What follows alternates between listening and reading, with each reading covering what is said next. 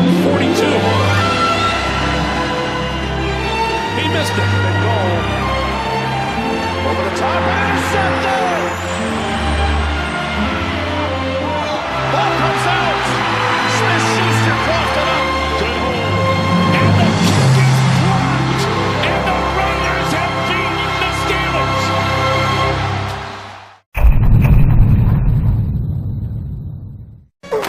Tonight, on Days of Our Steelers, the Black and Gold Brigade finds more ways to play down to their competition and distract themselves from the main prize of a Super Bowl ring. Big Ben develops another paradox after threatening to retire last season, by boasting he will play at least 5 more years. The diva Antonio Brown openly criticizes the media for not giving him any privacy and nitpicking everything, and then demands to be the center of attention by entering camp via private helicopter. Le'Veon Bell finally begins his round 2 of contract holdouts, once again rejecting a healthy salary and being behind a line for cringeworthy rap tracks and slapping asses at strip clubs. In what ways will the trauma and lack of focus on the game unfold this time? How will the team pretend that all is well as the defense unravels around them? All this and more coming this season on Days of Our Steelers. This week on Days of Our Steelers, the Le'Veon Bell saga takes a sharp twist from the expected outcome. Many on the team believed that he would be back on Labor Day, yet practice passed without a certain running back showing up. Later, the Hernandez defector Marquise Pouncey telepathically predicted that he would be at practice on Wednesday because of contact with the dead. The spiritual realm lied to him as Le'Veon was nowhere to be found. The entirety of the offensive line is rightfully angry at this revelation and proceeds to verbally assault him and his character. Meanwhile, Antonio Brown channels his inner Rodney King and wishes everyone would just get along. As the missing Bell is off rapping about how he feels worthy of payment to a Swiss bank account, the Steelers trek to their yearly holiday. A matchup against the Browns in Cleveland, a usually wonderful time featuring dominance and destroying Cleveland spirits, was marred by ineptitude. The Black and Gold Brigade played hideously down to their competition on a miserable day, with weather matching the mood of Browns fans most weeks. Thank God for James Conner and his awful haircut. In one of the most embarrassing displays of football since Monsoon Day against Miami, the Steelers committed 6 turnovers, 5 of them by Captain Fat Fuck. Despite this, the Browns once again browned on a repeated basis, yet the Steelers failed to capitalize, resulting in a deeply embarrassing tie. Cleveland's losing streak is over, but the winless streak continues on. The city's water supply will not be open to the Browns faithful. As angry Yinzers blow up the phone on local sports radio, we can safely conclude another episode of Days of Our Steelers. They're both losers! Losers! This week on Days of Our Steelers, the diva struts his peacock feathers against the evil media. This time, an ESPN reporter penned a profile of Antonio Brown that didn't fillet him and his glory at every turn. Brown responds to this unbiased reporting the way most thick-skinned people do, by threatening physical violence against them on Twitter. Little does he know that whatever goes on the internet stays there and is forced to apologize for being caught in the act. Mike Tomlin, the great leader that he is, shits his pants and does nothing about it. Meanwhile, another week passes as Le'Veon Bell remains MIA from the team. Bell is coping with his absence by partying it up on South Beach. Truly a man with his priorities in order. As the Steelers play Kansas City at home, they chose to pay tribute to Le'Veon by not showing up until the second quarter. Despite allowing the Chiefs to go full read in one quarter, it's not enough. The team defense is absolutely atrocious as Pat Mahomes and the Chiefs treat them like wet cardboard. Too bad they're too busy being cocky as none of them can make a tackle. The diva, as always, makes himself the center of attention by bitching on the sidelines because he isn't getting the ball as the Steelers are humiliated once again. The remainder of the league laughs as they await another episode of Days of Our Steelers. This week, on a very special episode of Days of Our Steelers, the fallout from the Chiefs game is so widespread that we had to split this segment from Sports Ball and make it into its own video. The crusade against all things discipline begins with the underachieving linebacker Bud Dupree being chirped at by a fan wondering why he keeps performing magic and disappearing on the field. Dupree unleashes his inner 12-year-old and says that he's with his girl.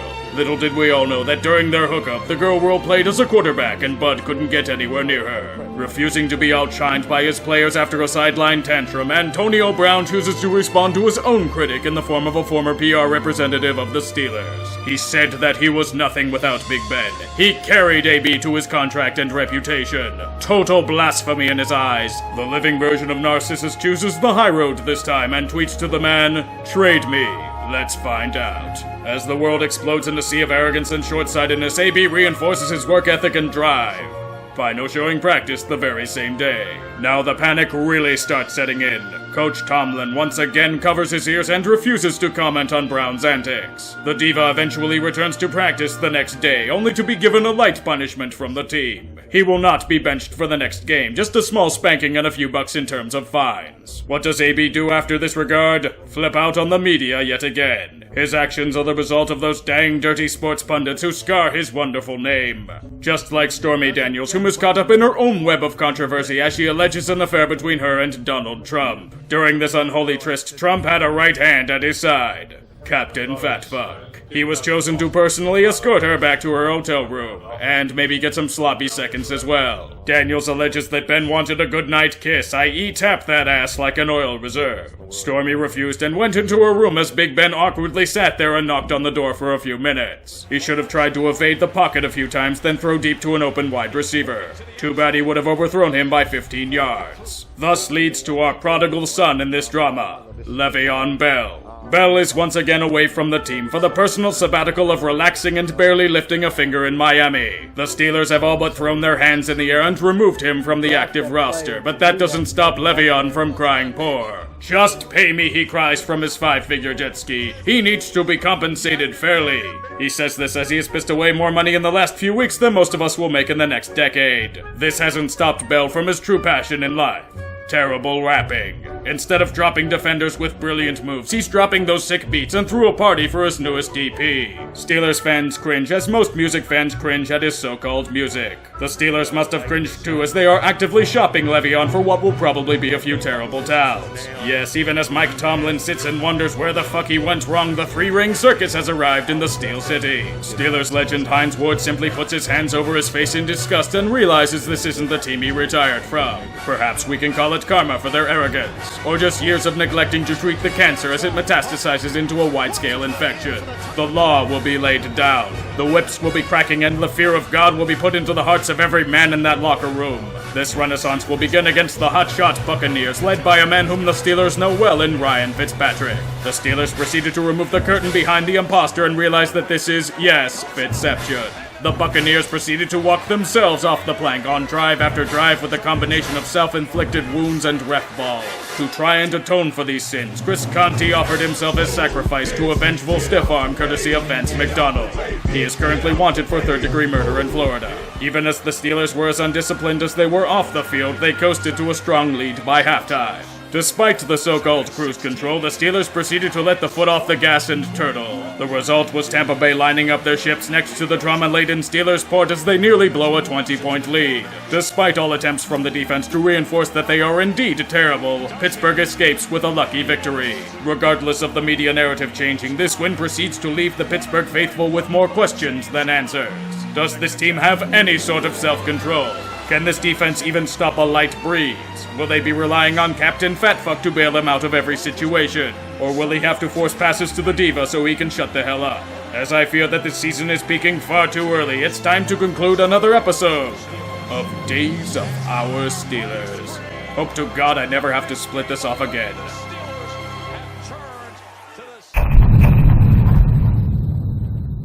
This week on Days of Our Steelers, we tried our damn hardest to put this into sports ball, but they had to make it too juicy to combine once again. The story begins after last week's near snagging of defeat from the Buccaneers, as Captain Fatfuck suffers allegations of diving on a certain roughing the passer call. Knowing the jig is up, Big Ben admits that, unsurprisingly, he imitated Neymar on the football field. Perhaps he learned such technique from the rape allegations, who knows? Despite his diving and off-sync throws downfield, the real star this week is Le'Veon Bell. He's like Moses, except instead of 40 years in the desert, he's partying it up in Miami. Let my payment flow, his eternal cry shall be. Former Steelers linebacker James Harrison knows of his plight and has some sound advice for him. Show up and sign the tender as late as possible, then fake injuries do not be forced to carry the ball 30 times a game. Of course, who couldn't trust the wisdom of James Harrison of all people? Mark Madden couldn't. He took a break from eating Yinzer adoration lathered with hot sauce to rightfully call him an asshole. James Harrison calls an audible from the Antonio Brown playbook. He threatens violence against the radio host. Mike Mitchell, not knowing when to shut the fuck up, chirps in from the sidelines about the so-called haters that ran him onto the unemployment line. The football game taking place is one of critical importance to the Black and Gold Brigade. It's against their hated rival, the Baltimore Ravens, at home. Appearances need to be kept. The Ravens are thinking they are hot shots. They need to be put back in their place. The Steelers flex their muscles, eat their spinach, and promptly shit themselves early as they fall behind 14-0. Pittsburgh was shown mercy as the Ravens made several key mistakes that prevented them from running up the score. The Steelers even tied up the game. Yinzers everywhere were preparing for a night of lotion and Kleenex tissues. The Ravens were ready to die. And then the offense proceeded to do nothing. Who knew that calling a one-dimensional game with no running plays would make a team predictable? It also doesn't help that nobody in the passing game is in sync. The rest of the NFL got to witness a clinic on how to stop this offense. You sprinkle Old Bay all over the field and pelt them with soft-shell crabs. 47 yards of total offense. That's all that was mustered in the second half. The defense was once again reminiscent of a landfill. Shit everywhere.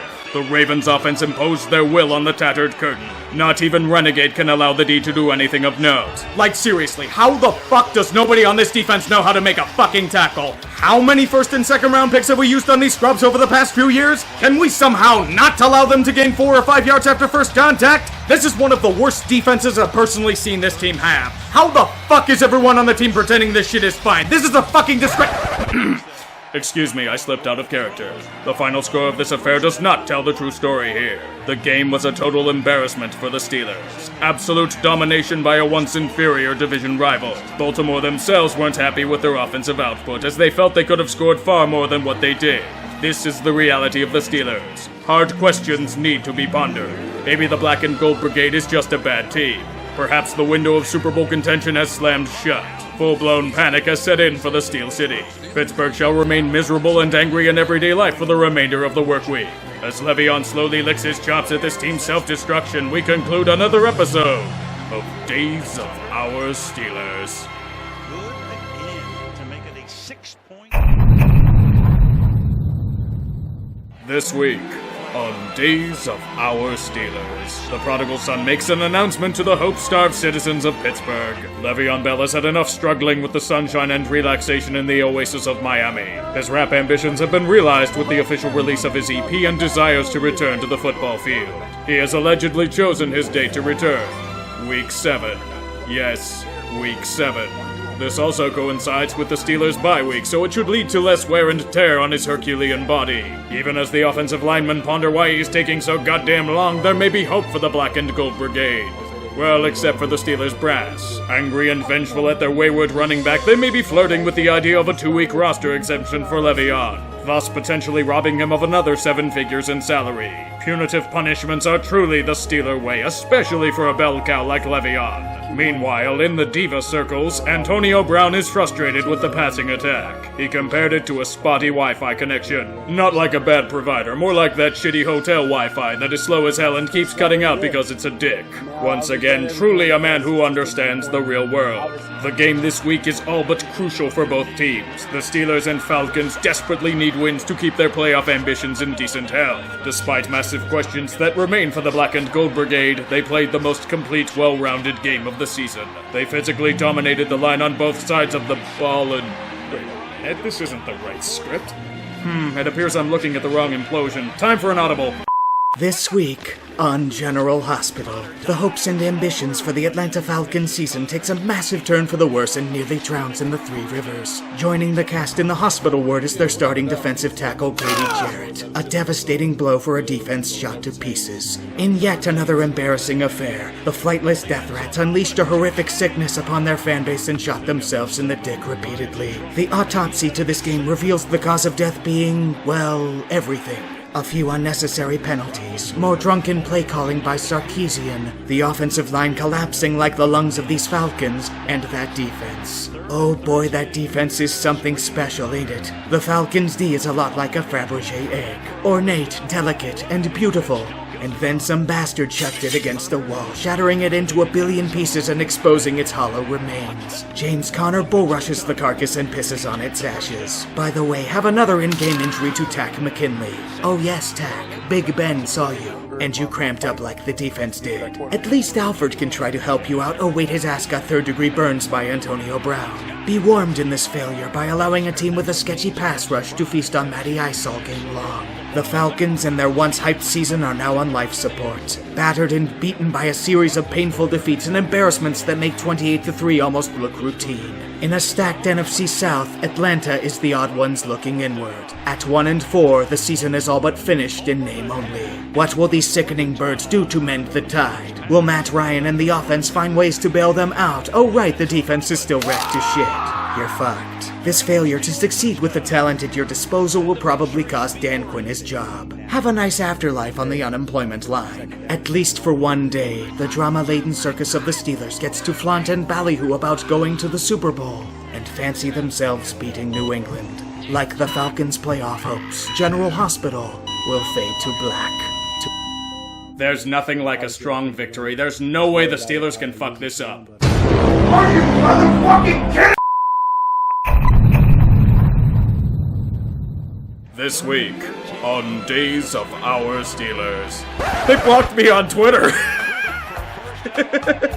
I didn't even directly tweet or message these people. They just blocked me like a pulling de Castro. How long until their death squads come after me? This week on Days of Our Steelers, the Diva tries his hardest to improve Wi-Fi connectivity in Florida and on the football field. No stranger to the spotlight, Antonio Brown apparently had an off-season to remember.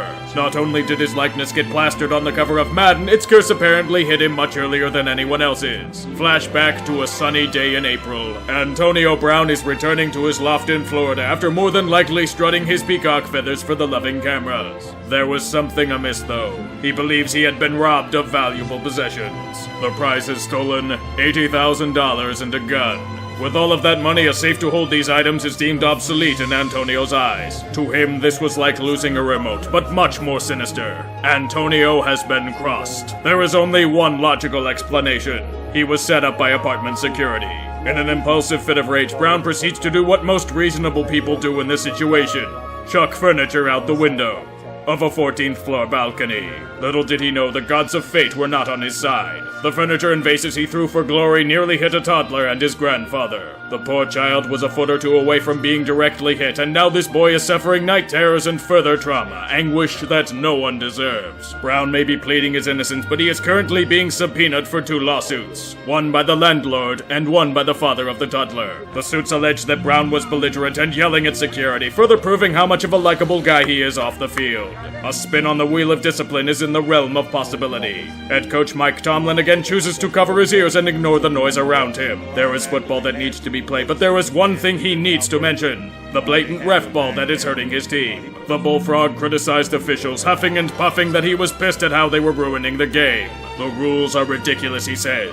Unfortunately for him, one thing the NFL does not like is being called out for their bullshit. He was told a fine of $25,000 to the NFL's concussion settlement fund. In this regard, the Ginger Hammer always wins. The hammer was also used to strike a blow for the Indianapolis Colts. Battered by a ridiculous string of injuries, they are forced to settle for a new acquisition. Former Steeler Mike Mitchell. Now they will know the horrors of his piss-poor tackling form and a mouth that would make Furby seem like a mute in comparison. Mitchell does have a theory as to why he couldn't get a job. Eric Reed and his social protests during the anthem. No, Mike, it has nothing to do with the glut of veteran safeties on the market or your terrible performance. It's to do with the guy taking a fucking knee. Someone get duct tape so he can shut the fuck up for once. He can learn from Le'Veon Bell in this regard. Despite boasting that he would return on the Steelers' bye week, neither he nor his agent have made contact with the organization. It's probably going to be one of those things where he pops out of a jack-in-the-box and starts a civil war with James Conner just because. In other news, Juju Smith-Schuster gave birth to a beautiful baby boy on the football field. The beginnings of fatherhood are forming. He was last seen carrying his baby on a onesie in the Steelers' locker room. Drama aside, today's matchup is against a team that the Steelers have consistently found joy in beating, the Bungles. Winners of 6 straight against this irrelevant franchise, the Black and Gold Brigade takes the field on a misty Sunday ready to maintain the narrative. Cincinnati, however, has other plans. They are off to a hot start this season, boasting a 4-1 record, and a victory against the Steel City will go a long way to legitimizing them.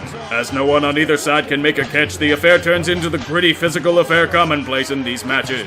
James Conner did more to prove that the Steelers don't really need Le'Veon to have a strong running game. He beat those defenders like he beat cancer. He says that he doesn't want to be known as the guy that beat cancer, but television wants cheap talking points and everyone wants to beat the shit out of cancer. By the way, has anyone mentioned on this broadcast that he beat cancer yet? Another glorious sight is the eternal lineage of Vontaze Burfict, who chose to try and kill Antonio Brown yet again by means of targeting. As the most beloved man of Pittsburgh, Steelers fans cheered as he was repeatedly owned by the tank known as Vance McDonald and Connor. Despite these strong performances, the terrible defense showed its ugly face as Artie Burns was torched like the Reichstag and proved his first-round pedigree. Cincinnati boasted the lead in the skirmish with a minute and change left. This is usually a bad omen for the Bungles, as they have always found unique ways to crumble, but this is a different team. The Escalooser has closed down and victory shall be drank. Little did they know they were fooling themselves. The high-end talent of the Steelers bailed out the team from certain defeat, like they have done many times over the past few years. They did get some help from a grossly inept defense that was eager to bend over and take their domination on all fours. The Bungles once again bungled. As the Peacock struts his feathers again after an easy touchdown, Cincinnati is staring at the status quo. The Bungles are to Pittsburgh as the Steelers are to New England. They cannot beat them. This now marks the 7th straight victory over their doormat with no end in sight. Perhaps they should have tried throwing furniture at Big Ben on the final play instead of blitzing everybody. As they ponder this course of action, the Escalooser is back in business. The Bungles had a statement win in their grasp and let it slip away yet again. The Steelers' ambitions of the Super Bowl are kicked back into overdrive. As they go into the bye week, we can only hope that the drama ends. Who the hell am I kidding? This is going to keep happening all season. At least there is one comforting fact for the Steelers. They are once again ahead of Cleveland in the standings. Like cancer metastasizing throughout the team's body, so are the days of our Steelers.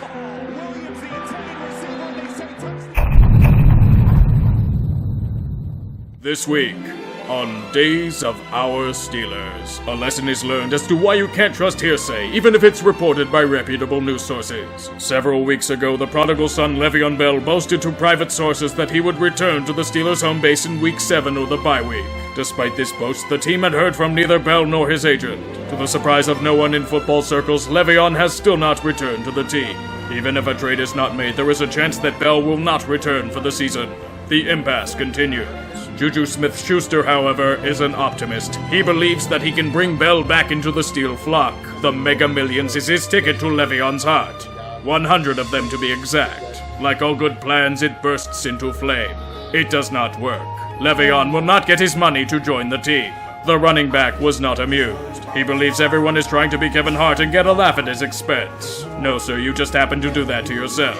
In terms of comedy, this matchup is looking to be a laugher as they play their beloved doormat in the Cleveland Browns. Throughout the season, the Factory of Sadness has ended their winless streak, but has proceeded to twist the knife in ways that rival Chinese torture techniques. Even for Cleveland standards, this year has been agony for them. In the first quarter, they get somewhat of a reprieve. The Black and Gold Brigade proceeded to remain on their bye week as nobody can tackle and offensive Wi-Fi is region blocked. Despite the chances for the Browns to take a commanding lead in this game, they once again failed to capitalize. The Steelers take momentum back with a few strikes, but they don't put it away as they should. A few key fumbles, turnovers, and more idiocy on a free kick lead to the Browns staying in it. I mean, come the fuck on. This same exact scenario happened a few years ago. How do you not know a free kick isn't the same thing as a fucking punt? It's a live ball, you worthless sack!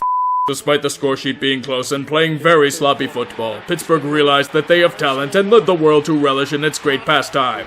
Laughing at the Browns. Yes, even in a series meant to laugh at the Steelers, the Eternal Factory of Sadness manages to take center stage.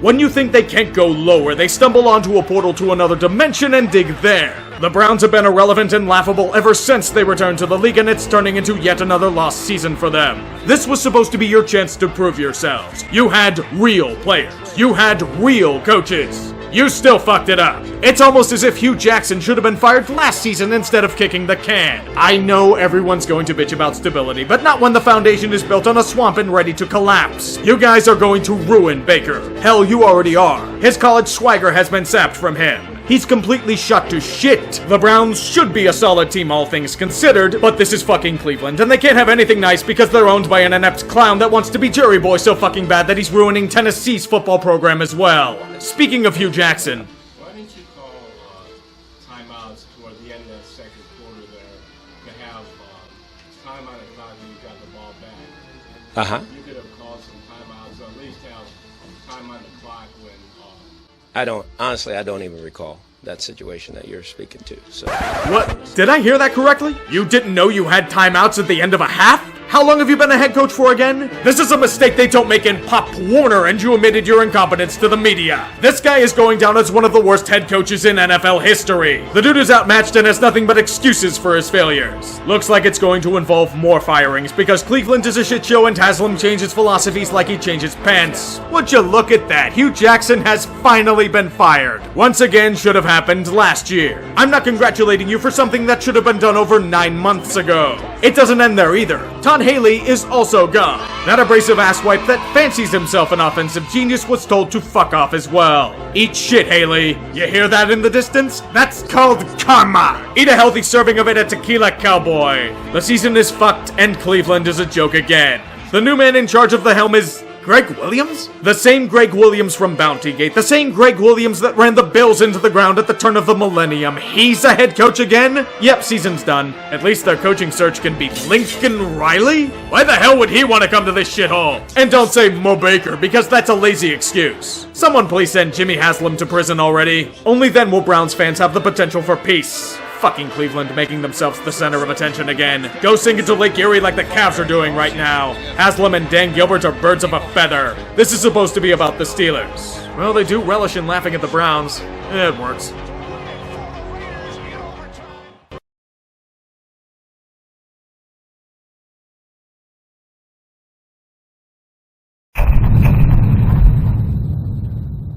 This week on Days of Our Steelers, a moment of fucking peace. Please, just let me have this moment. The Steelers controlled and strangled their rival on both ends of the ball, but I have to say one thing to Baltimore. Thank you. Thank you for your god-awful red zone play calling. Thank you for not being able to stop a third down if your lives depended on it. Thank you for treating Lamar Jackson as if he's a fucking hood ornament instead of a football player. Oh, I wonder what the hell you're doing if he's behind center. It sure as hell isn't passing the ball. Who would think that? The Ravens have lost 3 straight and are once again caught in the relentless eye of mediocrity. I'd make a shitty Poe reference, but it drowned itself in the harbor. Everyone missed it like Joe Flacco missed easy reads to his right-hand side. Who the hell needs Le'Veon when James Conner is owning everyone like a boss anyway? Although the drama will probably continue, I at least have a week of tranquility. Even if Captain Fatfuck nearly died on the field. Thank fucking God. This week on Days of Our Steelers, the peace is short-lived as an old face re-emerges onto the Pittsburgh scene. Despite consistently vanishing when the heat is on him, Le'Veon has decided that enough is enough and has left his temporary oasis in Miami. In a tweet, the running back states, "Farewell, Miami." The misspelling was probably deliberate as he will most likely return come January. For the meantime, he has settled back into the hostile estate of Pittsburgh. Obviously not coming back for the consistent rain and impending snow in the forecast, Bell puts on his game face and returns to competition, playing pickup basketball at a local gym. The irony of him not risking his health for $14 million, yet potentially being injured for free, is not lost upon the Steeler faithful. Despite his questionable antics, Le'Veon feels he has an end game he's shooting for. He released a series of cryptic tweets for what he feels caters to the Southern Hemisphere. As the rest of us experienced neck pain, Bell states that we shouldn't judge him for his holdout, but we should read between the lines like he does when he's in the backfield. He has also doubled down in not apologizing for his responsibility in creating this program. I wouldn't either. This has been gold in terms of content. What is also gold is new information uncovered in the CBA about Le'Veon's contract situation. If the Steelers would franchise tag him again, he would have to be paid $25 million. If Le'Veon doesn't show up before Tuesday, the Steelers only have the options of a transition tag or cutting their losses. Le'Veon Bell may get his wish. Just like many other weeks, Antonio Brown has decided not to be outshined off the field once again. Imitating his flashy performances on the field, the diva chose to go for a high-speed joyride on a major suburban highway. Brown was cited for speeding over 100 miles per hour on McKnight Road in the morning before the game. In all seriousness, how do you even go over 100 on McKnight? That road is nothing but traffic lights and retail as far as the eye can see. I'm more amazed he was able to pull it off. Whatever the real issue at hand is a matinee matchup against a Carolina Panthers team eager to assert themselves among the NFC's elite. In their first drive, it was precision and exposed the Steelers' flaws. Carolina was going to cruise to victory. I'm gonna make it. I'm gonna make it. This is the greatest thrill of my life. I'm king of the world. Woohoo! Woohoo! They didn't. Throws has Juju Smith-Schuster. What a start to the night. One play, bang, touchdown Steelers. In what would become endless spank bank material for the rest of the NFC South, the Panthers were annihilated within one half of play. All optimism that Charlotte had over the past few weeks undone as they caught whatever the hell the Buccaneers defense has and were unable to stop even the slightest of breezes. The Steelers offense was playing Madden, scoring at will and the opposing team's AI doing nothing to stop them. The Black and Gold Brigade chose to play to their potential with a glorious ass-whooping not seen since the Gulf War. The Panthers played like the Republican Guard, hyped up as this great force, and then crumbling under the might of the Steel Curtain. Up by 17, the game couldn't get much worse for Carolina. Then came the second half. The beating of Carolina's hopes and dreams and the meat of every Yinzer in a 200-mile radius continued deep into the night. The Panthers were poached and stuffed by an army of taxidermists, their ambitions of a Super Bowl taking a serious hit.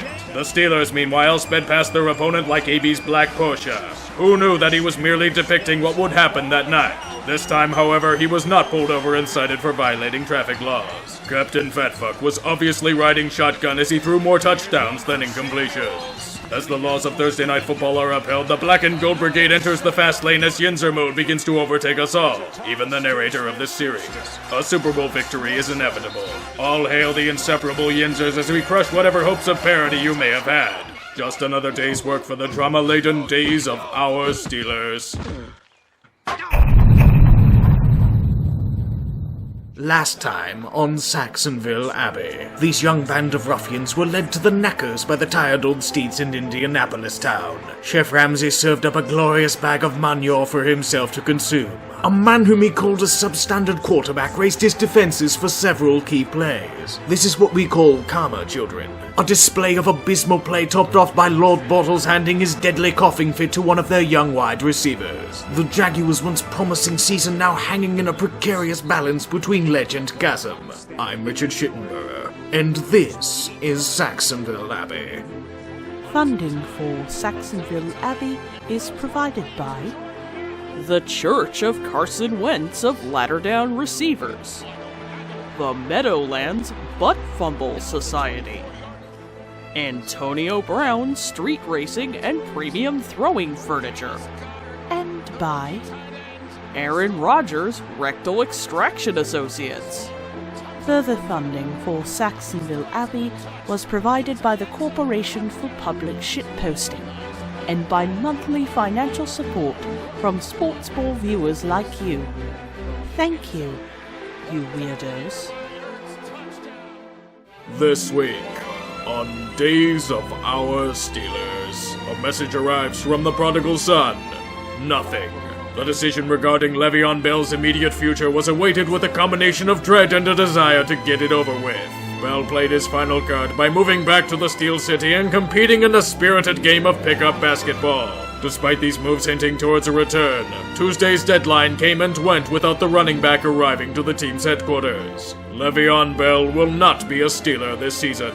Captain Fatfuck attempted to contact him before the deadline passed. The only response was in silence. What was once thought of as a temporary standoff has now turned into a total loss. Le'Veon has not only angered the Steelers' faithful, but those that pissed away a top draft pick on him in fantasy leagues. He has gambled on having a bad team throw a shitload of money at him in free agency.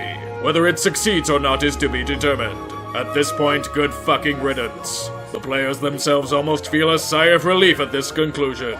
The Black and Gold Brigade can now focus on what's important to them. Raiding his locker of all valuables. A team bonding and professional move if there ever was one. The Twitter terrorizer Bud Dupree imitated a true pirate and took a sleek pair of Jordans. Perhaps they can see a backfield this season, unlike Le'Veon. Some may say this is a bad look for an organization rife in drama, but this was apparently lighthearted and therapeutic for them. The team will call it a situation where boys will be boys and do nothing about it. Meanwhile, Duval, a land under siege by the forces of failure. As the sun sets and their hopes fade to black, there is no more room for error. With a fiercely challenging opponent on the horizon, it is easier said than done.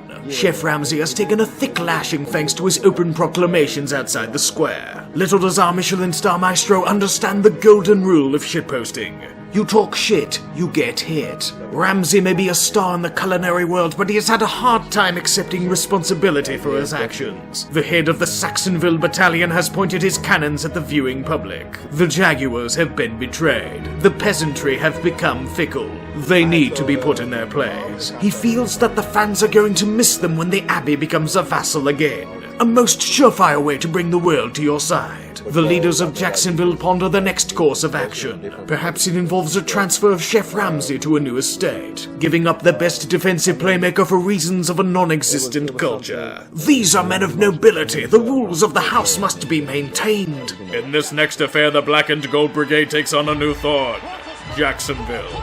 The humiliation suffered at their hands last season is not forgotten. Despite being their kryptonite, the Jaguars are deep in their own turmoil, losing their last 5 in brutal fashion. As the boys anticipate a team they had bested and soon imitated, the importance for victory is greater than ever. One more loss may all but take them out of the playoff hunt completely. The beginnings of this game lead to a familiar script, the Steelers being completely unprepared for their opponent. Would you call this playing down to their competition? I mean, Fournette is back to full strength. The Lords of Duval start out with a promising run of form, but there is a massive hitch to their plans. The offensive push is sluggish. Lord Bortles is once again imitating a professional quarterback. Despite a return of brilliance by Leonard, the 4 of nets, what should be touchdowns are only field goals. Regardless of their sheer domination on the ledger, they only boast a 9-point advantage to show for it. There is literally no other way to describe this game than sheer ugliness. Captain Fatfuck looked completely out of sync, the running game stuffed at every turn, and the defense showing holes being unable to stop Leonard Fournette. The Steelers need to get their act together and quickly.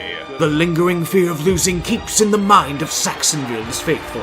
As the Jaguars continue to take penalty after penalty, the Steelers' offense plays right into the hands of the defense. Big Ben atoned for his sins as he gave them presence on a consistent basis. Roethlisberger malfunctioned as his robotic exoskeleton proceeded to glitch out. His passes missed like the courting of Stormy Daniels. At least until one big pass to the Diva to give them life. The Jaguars tried their damnedest to hold a wall despite a terrible Pittsburgh offense, but the dam eventually broke to a deep gash by Antonio Brown. Even Chef Ramsay can only stop and stare as the village is poisoned. In these terrible times, we can only rely on high-end talent to hopefully bail them out of an awful situation. The Jacksonville play calling did their best to help, proceeding to do absolutely nothing every play. Under the trusty stewardship of Lord Bortles, the Sacksonville attack provided incredibly timid responses. Ridiculously predictable play calling that the Steelers saw coming like the Queen.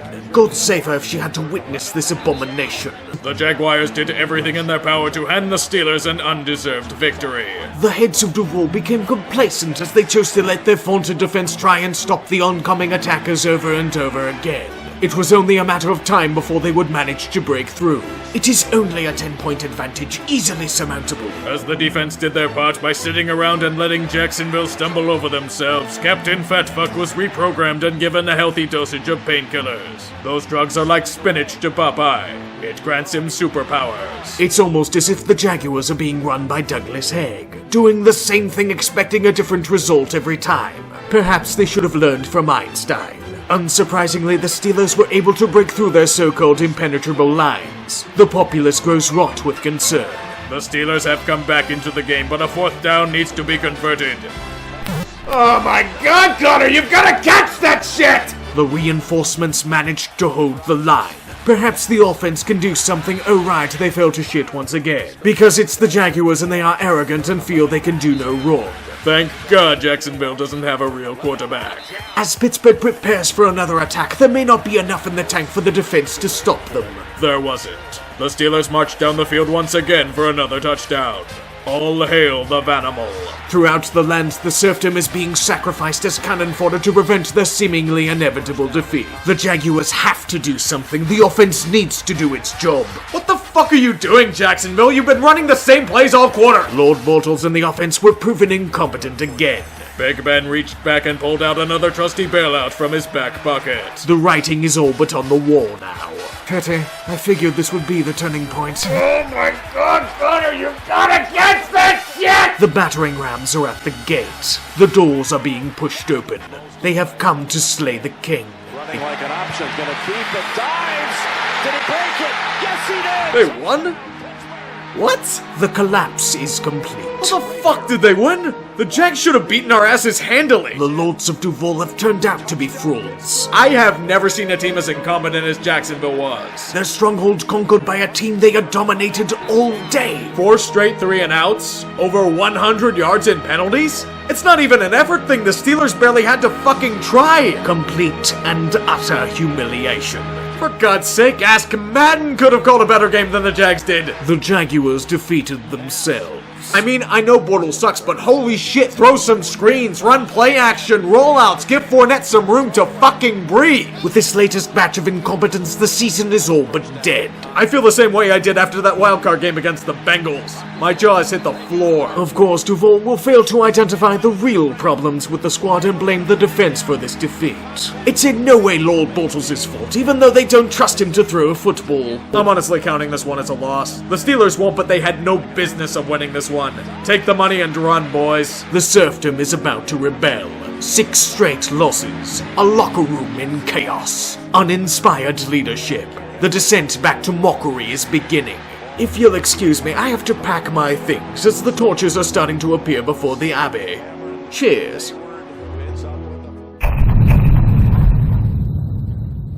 This week on Days of Our Steelers, an escape from Jacksonville with a stunningly undeserved victory as they hopefully don't look a gift horse in the mouth. On the drama front, there was next to nothing.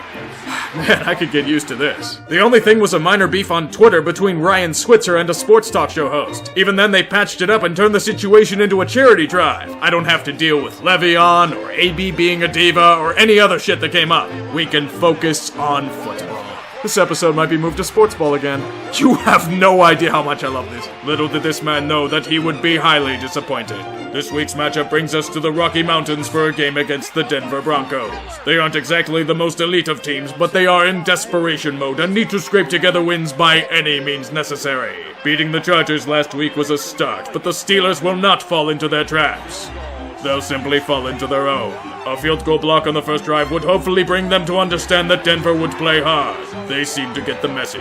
The black and gold brigade charges down the field with fury and Grimble. Grandma! Why the fuck do you fumble there? No wonder why the third string tight end. Get in the pit! The start is concerning, but both teams would continue to jockey for position in the scrum. Despite another Denver touchdown and a lack of execution, the Steelers have 2 things up their sleeve: trickery and high-end talent. They could kick a field goal, but that's not sexy enough. Have a pass to the Army Ranger by Boswell.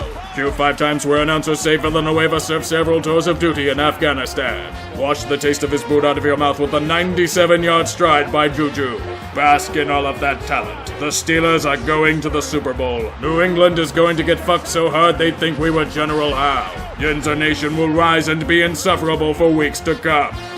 Or Captain Fatfuck will do that. Denver immediately responds because the Steelers' defense can't be relied upon for a big play. This match was a game again. Let the Broncos fans think that. Let them pretend they're going to win, because the Black and Gold Brigade will march down the field and no! Connor! No! Why do you betray us now? My life is a lie! Denver then near seamlessly runs down the field, eating precious clock as the steel curtain bends. And bends. And bends. You get the point. The Broncos now lead by 7 as time dwindles. Perhaps the Black and Gold Brigade can bother to get out of their mistake-prone trance and play up to their abilities. How the fuck is this even a game? The Steelers should be absolutely creaming these guys. It's almost as if they were horrifically unprepared, just like most times when playing an inferior opponent. I know you can't blame Tomlin when players make errors, but where is the execution? Where is the urgency? It's a tradition like any other. The Steelers playing down to their competition. The Broncos have things Pittsburgh lacks, like drive and hunger, and minimizing careless mistakes. Despite this, Yinzer Nation awaits yet another bailout from most certain embarrassment thanks to their offensive talent. The Black and Gold Brigade make quick work of Denver on their final drive. They are masters at pulling off this bullshit. 3rd and goal. Over the top and intercepted! What the hell was that?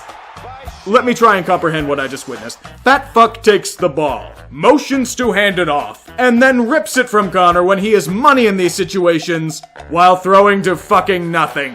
Who is that even to? If it was a B, it was a horrific underthrow. Where the hell have I seen something close to this?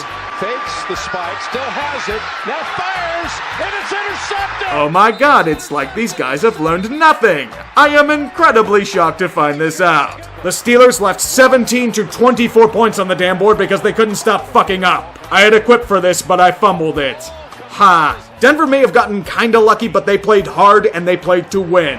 In my mind, the better team won. They made Vance Joseph look decent. Vance Joseph! How the fuck do you do that? I'd say I'm surprised, but I'm not. I'd be more shocked if they weren't playing down to teams. Like the team bringing the Broncos back in the playoff hunt, so were the days of our Steelers. Fucking hell, can these guys not force me to separate this shit for once? Coming up after Days of Our Steelers is a soap opera that was nearly canceled this season, The Bold and the Broncos, starring Philip Lindsay and, well, pretty much just Philip Lindsay. You don't have to worry about him breaking the game open, cause his coaches are too stupid to give him more than 14 carries a game. After letting the Steelers and Chargers figure out masterful ways to beat themselves, the Bold and the Broncos have renewed hope for a postseason berth, as our small hometown hero defends the honor of the city for anyone who talks shit about it. Sure, he may not be as fashionable as Kicker and the lead sex symbol of this show, Brandon McManus, but Philip Lindsay doesn't need sex to score. In the NFL, anyway. Delusional Broncos fans, yes, I am one, are now believing in the postseason. That's despite case I'm literally the law of averages Keenum throwing the football. That's despite Vance Joseph evolving into a real head coach more slowly than the platypus. The platypus is one of many exotic games served at hero-turned-villain John Elway's Steakhouse. Guest star Shelby Harris united this shattered group of traffic cones with his game-sealing interception with sheer athletic talent and overproducing salivary glands. So much unnecessary saliva. That's coming up on The Bold and the Broncos, but speaking of salivary glands, will Captain Fat Fuck get the cruise ship back on track after eating the entire buffet? I'll let you answer that, Tree. I'm That's Good Sports on YouTube, brought to you by my mom. This week, on Days of Our Steelers, Captain Fat Fuck goes on the offensive, and it's not on the football field. After an embarrassing loss to the Broncos where the Black and Gold Brigade fumbled most opportunities, scapegoats needed to be made.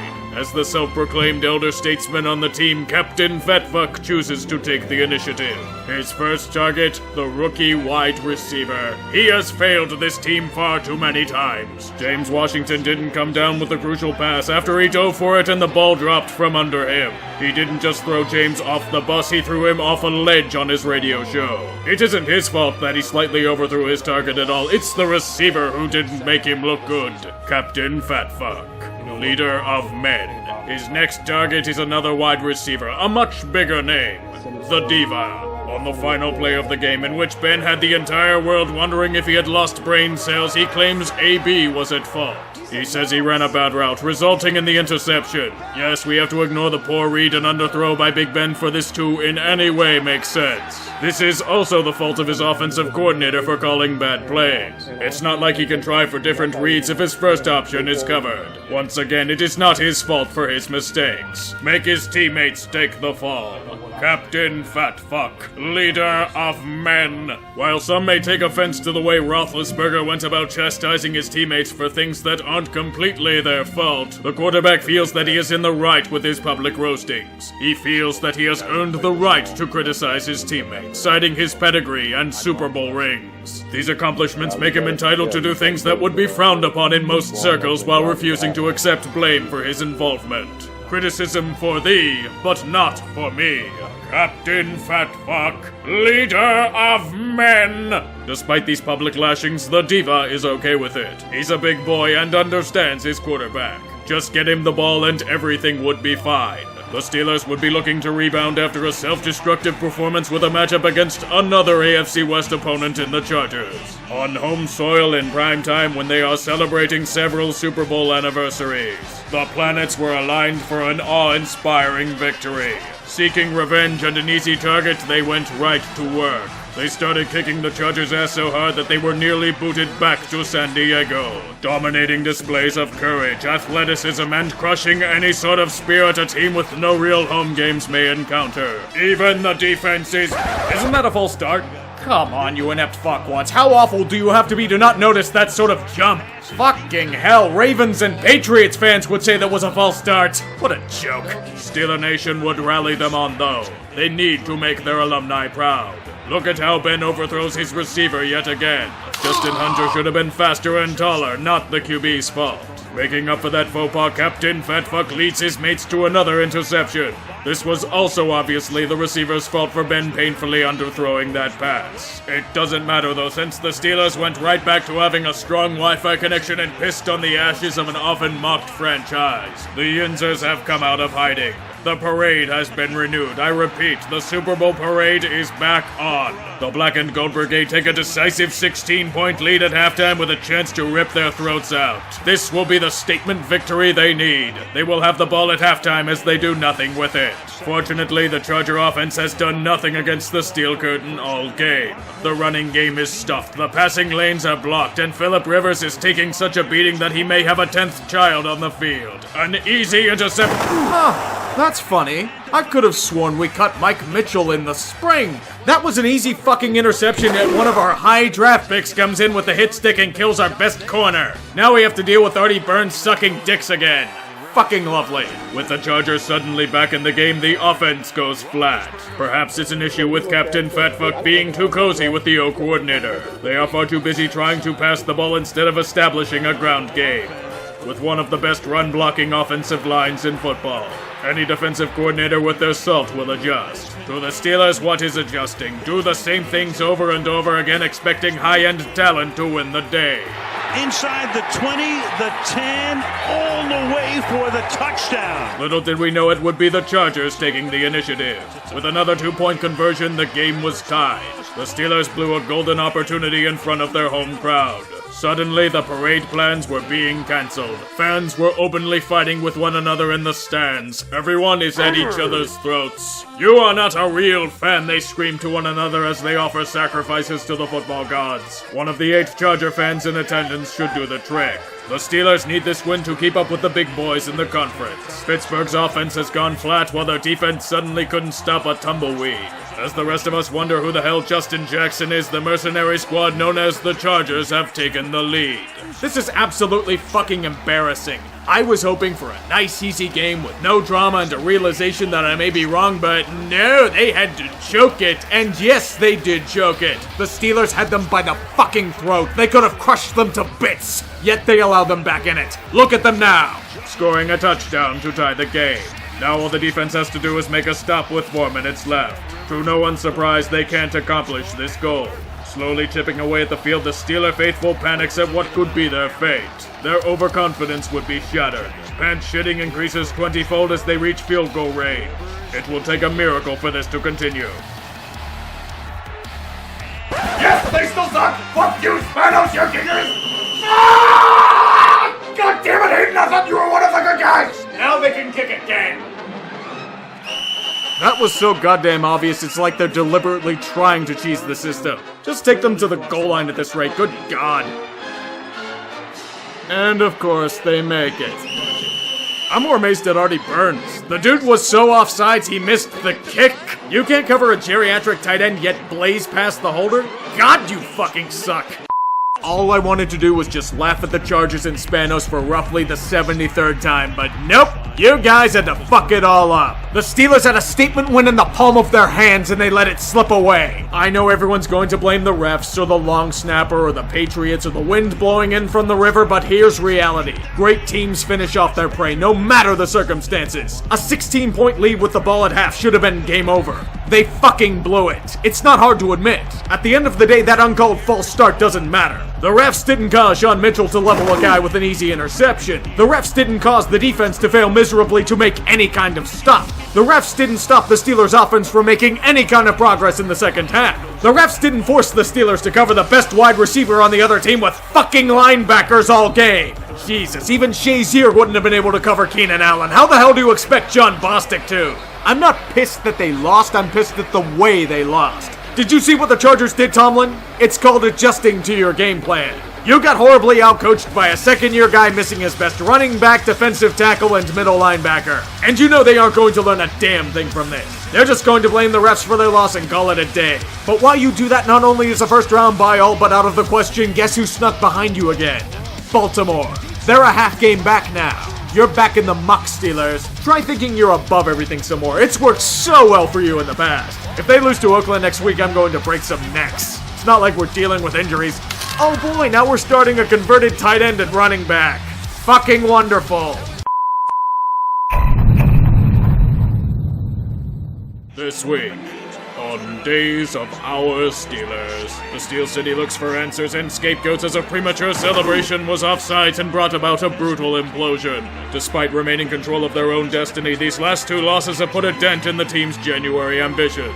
Regardless, a sense of calm has remained with the organization in the belief that the choke job against the Chargers was just a fluke. Offensive coordinator and Ben's puppet Randy Fichtner has taken some heat for neglecting the running game to such an extent. Even without Le'Veon, it has still been potent with Connor this season. Captain Fatfuck tells the critics to calm their tits about the run-to-pass ratio. Big Ben needs to pad his stats and just think of all of that juicy high-end talent to salivate at. The Steelers are not Thanos. They do not give a shit about any sort of balance. In the meantime, some have questioned whether there may be a rift between the Diva and Big Ben. Captain Fatfuck, being the great leader of men that he is, went on his radio show to state that the drama between him and AB is overblown. The Steelers have bigger issues to deal with next week. The main one is being without James Conner. With this injury, the running back core is now incredibly thin, with a certain prodigal son being MIA. They now start a rookie who was converted from tight end in a timeshare with a guy who was mostly used during garbage time. Despite this misfortune, the Black and Gold Brigade faces the closest thing to a softball opponent in the Oakland Raiders, a team in the midst of a chaotic freefall and despotic assumption of power. At 2-10, they are one of the worst teams in the league, but there is significant danger in this trip to California. The Raiders have been the equivalent of death to the team. Pittsburgh has not won there since 1995, and Big Ben has been snake-bitten against them. The main connection, Oakland has been utterly putrid when they've beaten the Steelers. The ghosts of Andrew Walter, Bruce Gradkowski, and Terrell Pryor haunted their nightmares for years. Even with this danger, they have everything to gain with a win. The Baltimore Ravens nearly upended the Chiefs, but couldn't keep up and lost. The Houston Texans also lost. The New England Patriots losing in incredibly humiliating fashion. This play will now be uploaded to Pornhub and become trending for weeks at a time. A victory will mean a chance at a first-round bye once again. The time has come for Pittsburgh to be sharp. Or just let the Raiders push down the field with minimal resistance. It is a narrative that has replayed itself repeatedly throughout the year. The Steelers coming out flatter than a map. Perhaps they can use it to find their lost offense once again. Methinks they should simply invest in a leash if it keeps vanishing like this. The lingering fears are now starting to sink into the fans' minds. Perhaps the Steelers overlooked yet another opponent, but let's forget about that, they scored a touchdown. All is well in the Black and Gold Brigade. Even as the Raiders kick another field goal, they can't stop taking penalties. Chris Boswell has been so automatic that he malfunctions and misses another field goal. Dude, seriously, what the fuck? Even as everyone is now questioning Boswell's ability after a contract extension, the glorious high-end talent comes to save the day. They bombastically strut down the field with peacock feathers and cringeworthy Fortnite dances in hand. All is well. The fans may be able to come out of their caves again. There may be hope for a Super Bowl just yet. As halftime commences, the game is close, but the Steelers are looking to put it away. There is only one thing missing: Captain Fatfuck. He has suffered something involving his ribs and is not in the game. Thus, they rely on their second-year backup Josh Dobbs to bring them to absolutely nothing. Even as the running game is a complete joke at this point, the Black and Gold Brigade chooses to focus on the passing attack. It falls into the black hole. The Steelers are going nowhere. Despite this offensive ineptitude, the Raiders are too eager to lose the game on their own. Derek Carr turns the ball over as the Steel Curtain openly celebrates their good fortune with a team pose. As they get the ball back, the new QB gives it right back to them with an interception. Strangely enough, Captain Fatfuck is on the sidelines, but is not in the game for whatever reason. Perhaps they're still trying to get the right cleats on Ryan Switzer to care. The worst fears have been realized. The Steelers are once again playing down to their competition. Some may say that this one is due to injuries, but that doesn't explain the terrible play calling or execution. Aren't you guys just so proud? Look at this fucking defense bend. Look at them give up insatiable yardage to a team with rookie tackles, faded skill players, and the shattered dreams of what was once a quarterback. They burned 8 fucking minutes on a touchdown drive. You couldn't stop this fucking outfit? Are you shitting me? Oh, so now we see Captain Fatfuck come into the game. When everything is falling to shit so talent can bail us out again. They do. Beautiful talent as far as the eye can see. Even the defense is doing fucking nothing. They're straight up putting a boot up their asses. You're seriously trying to tell me that this team was prepared? They haven't learned a fucking thing. I don't think Oakland's going to win, but Jesus, fuck, this is horrible. By the way, can someone please explain to me how Mike Tomlin still can't manage a game clock? Jesus Christ, it's going to happen. The Steelers losing a football game to a glorified college team. Did they not realize that the Raiders weren't just going to fucking lie down and die? But wait, here comes the high-end talent. Here I come to save the day. It's going to mask all of their worthless failure in this game, and everyone's going to ignore the glaring issues. Just pull off the bullshit already. Good hold. And the kick is blocked. And the Raiders have beaten the Steelers. Are you fucking kidding me? All that flash and trickery to lose like that? What the hell happened to Boswell? The dude was fucking automatic last year and now he's treating the field like a water slide. Are you sure it wasn't just Switzer with the cleat fuck up? Fucking hell, this team is a joke. I can't honestly be shocked or surprised as most of you are. There was a part of my mind thinking that they were going to fuck this up, and by God they did. The Steelers pull this shit every goddamn year. It's hard to be angry when it's a tradition dating back to the days of Cower. Even then, the bar's lower than ever. You guys lost to the Raiders. This team has been openly punting the season since August and outright dominated in most games they've played. You were defeated by the NFL equivalent of Rutgers. A golden opportunity completely fucking squandered because the team chose to be cocky and arrogant like they always are. 12 years, Tomlin. 12 years in this league as a coach and you still don't know how to manage a fucking game clock. Why didn't you call your last time out? Why didn't you try anything different offensively? Why the fuck can't the defense cover a tight end if their lives depended on it? What are they gonna do against Gronk? Put Vance McDonald in coverage? Why the living hell was one of your best offensive weapons on the goddamn sideline while the offense was struggling? You know, he got looked at halftime. He got treatment. He came back out. We were waiting to see if he was going to be able to come back in. He was. Probably could have come in a series or so sooner, but we were in the rhythm and flow of the game. Okay, Tomlin, I'm going to pretend that I did not hear that because I could have sworn you just indicted yourself for utter incompetence. So please, let me clear my ears. Explain yourself, Mike. Probably could have come in a series or so sooner, but we were in the rhythm and flow of the game.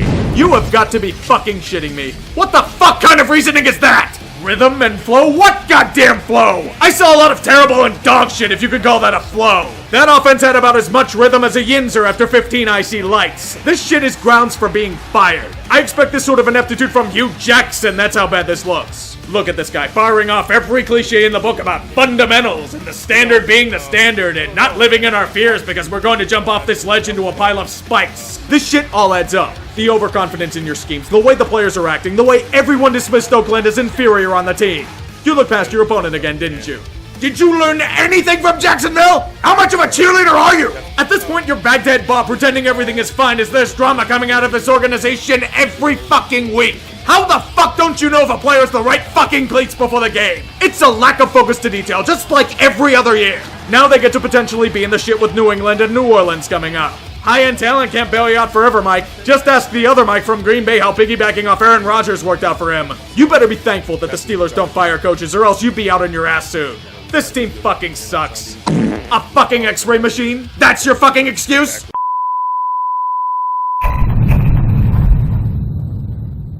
This week on Days of Our Steelers. A massive pothole is hit as Pittsburgh loses in humiliating fashion to one of the worst teams in the league.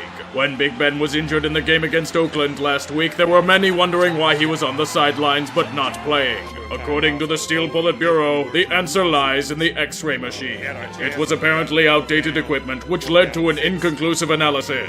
The incompetent piece of machinery was sent to a gulag to spend its last days performing grueling physical labor. This excuse does not save the Black and Gold Brigade from the wrath of alumni, however. There is a former Steeler that has had enough.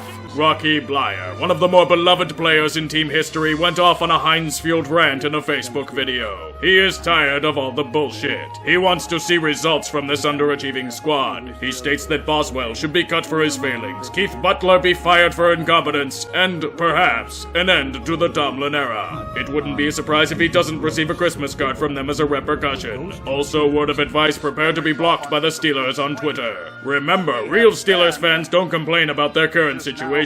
Even as the Steelers have squandered opportunity after opportunity these past few weeks, Captain Fatfucker shows us all there is no panic in the locker room.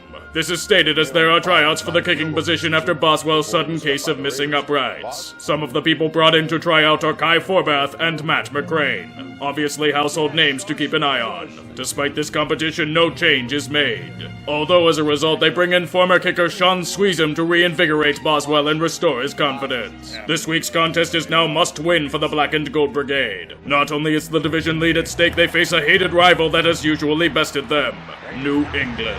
The salt from last year's defeat still lingers in the mouths of every fan throughout the world. A victory grabbed from the Steelers at the last moment thanks to nobody knowing what a catch is. To add more salt to the wound, Jesse James's overturned reception would be considered as a catch under the new rules. The fake spike, we will not mention that failure, discussing it as a criminal offense in Allegheny County. New preparations are being made. The Steelers have brought in an expert Patriot whisperer to aid them, a former linebackers coach for the New York Giants who have experience in beating New England. This is Pittsburgh's version of the Super Bowl. Everything comes down to this game for them. The Steelers begin by making quick work of the Patriots' weakened defense and march down the field for an efficient touchdown. So far, not a bad start, but the Patriots' offense will be ruthless in their assault. Just like this long reception touchdown exposing a blitz package. This has always been New England's formula. Relentlessly pick apart every weakness in your defensive schemes. Tom Brady has made a living feasting on soft zone defenses in the NFL. Although fate seemed inevitable at this point, the New England Patriots weren't like their usual selves. They were inefficient. They were taking a lot of offensive penalties. Okay, what's the catch? Are they trying to get us to put our guard down or something? No need. The Steelers go down the field on their suspect defense again and score another touchdown. After this stroke of fortune for the Black and Gold Brigade, the whole affair transforms into a total shitfest. Both teams playing incredibly sloppy football that is unlike previous matchups. It's a very strange sight. Tom Brady moving around the pocket like a rickety old jalopy, and Rob Gronkowski turning into the geriatric Hulk with joint pain. These are not the Patriots of old. It's almost as if the Steelers may have a chance this time. You seriously believe that? The Steelers winning against New England? Come on, we all know some bullshit is going to happen and they escape with a W. It happens every time. Just wait until the second half. The Patriots are going to put this away. For now, it's more of the same. New England failing to gain any traction on offense with drops and poor blocking aplenty. Meanwhile, the Steelers are pushing down the field. They can get more insurance against their foe, and piss it away and force them to rely on Boswell. Fucking hell, Boswell! Your job is to kick a fucking ball through the goddamn uprights! How are you pissing it? The Patriots respond quickly to this botched field goal with a successful one of their own. Pittsburgh looks to return the favor, but Captain Fatfuck serves up another tasty treat for their defense. We have seen this script before. New England slowly chipping away at the defense and turning this into an uncomfortable situation. Even 3 points here would... Did Tom Brady just throw that pass? In what sense was it a good idea for him to just chuck the ball out there like that? Can they? No, I can't be foolish. We already know the final result. The Black and Gold Brigade proceeds to not be pretty on the next drive, but they do just enough to keep the ball moving and burn precious clock for the pretty boy from Boston. Who knew that a weak defense that can't stop the run is getting smoked by Jalen Samuels? I bet that Le'Veon would not like this game on Instagram like last week's affair. Despite the push, they must rely on the new whipping boy of the Steelers, Chris Boswell. Did Chris Boswell just make a field goal? Do my eyes deceive me? Did a kick from Boswell somehow go through the uprights? Do I dare believe Or will they break my heart again? Wait, hold on. Yes, they will, because this is New England and they'll pull a victory out of their ass like last year. Just you watch. They'll keep missing passes. Give him time. And again. I feel like I'm dreaming. First down yardage at the 6. Here's Brady down the middle. And it's knocked down, incomplete. Oh my god. They beat New England. They beat New England. They beat the Patriots. Holy shit, they did it. They beat New England. They beat New England. They did it. They fucking beat New England. They did it. They did it. They beat New England. Yeah! Oh my god, I did it. They beat fucking New England. They took out the fucking Patriots. Yeah! It finally happened. The Steelers defeated New England. The Black and Gold Brigade still control their own destiny.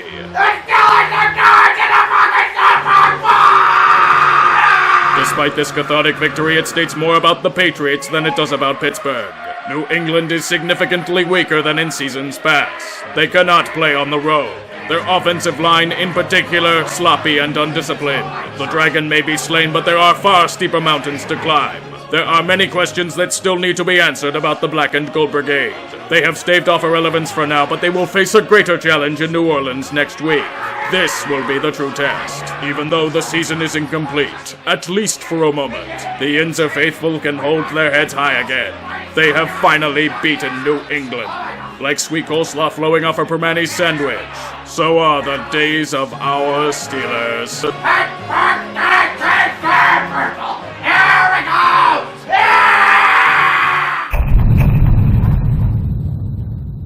This week, on Days of Our Steelers, an exorcism of demons leads to their greatest test yet. Despite the win against their old foe in New England, the Black and Gold Brigade has no time to celebrate. There are greater battles to fight in the name of Lombardi. An NFL insider stated on a public forum that Captain Fatfuck suffered cracked ribs in the defeat against Oakland. As a great leader of men, he dismisses these allegations as fake news. A man of Ian Rappaport's stature is to be questioned, regardless of sources feeding him this information. Roethlisberger also came in the line of fire of one of his opponents. Cameron Jordan went on a relentless trolling brigade leading up to the game against the Saints. He states that Captain Fatfuck is neither a top 5 QB in his generation nor a Hall of Famer, even twisting the knife saying that Eli Manning is a better quarterback. Seriously? Eli? Come on, man, now you're just fucking with us. We merely await Ben throwing for 400 yards as a result of provoking the Hornet's nest. Due to the critical nature of this next football game, we have sent a corresponding Yinzer live to the scene of the action. Let's give him a few words. Let's just put it this way. This is of the utmost importance for the Steelers. Ravens won. Titans won. You can't trust the derp. Who knows if the Colts are going to win or not. But let's just put it this way. There's only one word that the Steelers need to do today. And you know what that word is? Win. It's gonna be a goddamn battle. For the record, yes, Indianapolis also succeeded in coming back against the Derp. As all three teams the Steelers are competing with for the postseason won, this game has now become must-win. If they cannot succeed, there may not be another chance for them too. Pittsburgh is entering hell, a raucous environment where the only sounds are fans hungry for the blood of their enemies. New Orleans seeks home field advantage in the NFC with this game. With Yinzer Vision on hand to witness the carnage, the battles will be fierce and tightly contested. This requires less cheesy deep voice and more of a serious tone. This matchup of talents begins in fury with deep shots and blows traded alike. Thank Sean Davis for not headhunting his own interception and giving life to the team. As Boswell proceeds to make another field goal, the battle continues with some of the most heinous fucking ref ball I've ever seen. How in God's name is that pass interference? And on a 4th and 1? You trying to make the Yinzers justified in their bitching? I think we can call that ref ball. My point exactly. Now New Orleans can just waltz into the end zone. They don't need any more help. The Steelers are already beating themselves with regularity. Despite Boswell making another field goal, the Saints once again march in for another 7 points. The Black and Gold Brigade needs to buckle down immediately. They answer the call. The Steelers may be masters at playing down to their competition, but they also have the uncanny ability of playing up to great challenges as well. It's one of the more frustrating aspects of this team over the past 15 years. As Captain Fatfuck needs to make Cam Jordan eat shit, he strikes daggers to AB and Juju. The Saints' Achilles heel is exposed. They cannot stop the Steelers' high-end passing attack. Eli Apple is still as shit as he was with the Giants. A touchdown is scored, and a 2-point conversion brings this game back to a deadlock. Even as the Saints storm back for a field goal before halftime, there is hope in Yinzerland. Give you a little update, 17-14 Saints. I mean, that's how I figured exactly what it would be. Steelers are really close, very tight game, a lot of competition. I mean, I'm nervous as hell. Not gonna lie, the inner Yinzer in me is not doing too hot, but I mean, it's a great game of football. Well, except for the horrible pass interference. Thanks, ref. The Steelers can do this. They are playing with a fire and heart worthy of champions. This thinking is halted as the Bayou fever storms throughout Bourbon Street with hand grenades and hurricanes in hand. They shred the defense with efficiency. The only way to keep up with this kind of outfit is through high-octane aggressiveness. Think of an 80-yard drive with no signs of stopping this runaway train. Even the defense is making Drew Brees' life a living hell. The Steelers can smell their fear. Captain Fatfuck is throwing dimes as Pittsburgh takes the lead, not to mention another 3 and out. The Black and Gold Brigade is doing the unthinkable, marching the Saints out of their own building. Literally nothing they do can stop them. It's Ridley. Nowhere. Pittsburgh does that well enough on their own. A chance to solidify the lead and you give the ball to fucking Ridley. What sense does that make? Now New Orleans can get back into this shit. This is 50 on the nose. Holy shit, the special teams did a thing. Yes! That's it! That's fucking it, baby! Let's go! Every Yinzer and fleur-de-lis donner alike is clenching their anuses at what could be their team's fate. As New Orleans finally slows down the offensive train, they punt the ball back. NFC Championship game. Oh, they run the fake! The fake is short! Or they trust the fullback to get 5 yards.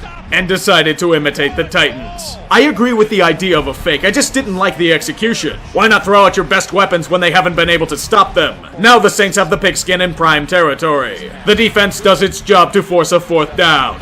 Do it, Steelers. Make this Yinzer heart kindle with flame. And of course, the Steelers get in their own way yet again.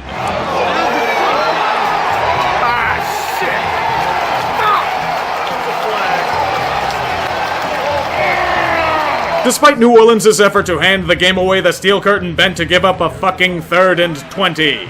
And then gave up a touchdown to relinquish the hard-earned lead. Okay, here's the idea. You still have a minute 25 left. No timeouts, but you have 3. You still can do the offense like they've been doing.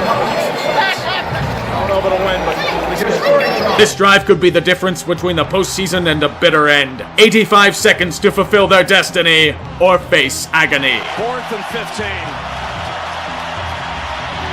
Here I come to save the day. You know, AB may be a metastasizing cancer growing by the day, but holy shit can he catch a football. High-end talent is going to be the key for this win. The Steelers will push onward towards their glorious fate.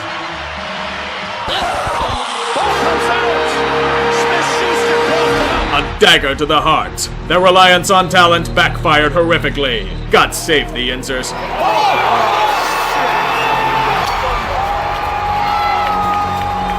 A great battle and teasing of a stunning victory only brought about horrible, agonizing pain. The Steelers had failed in one of the most brutal ways imaginable. By their own doing. The Saints secure the number 1 seed in the NFC as they have another statement win to their season. As for Pittsburgh, lamentation. The Black and Gold Brigade has failed in their quest for victory.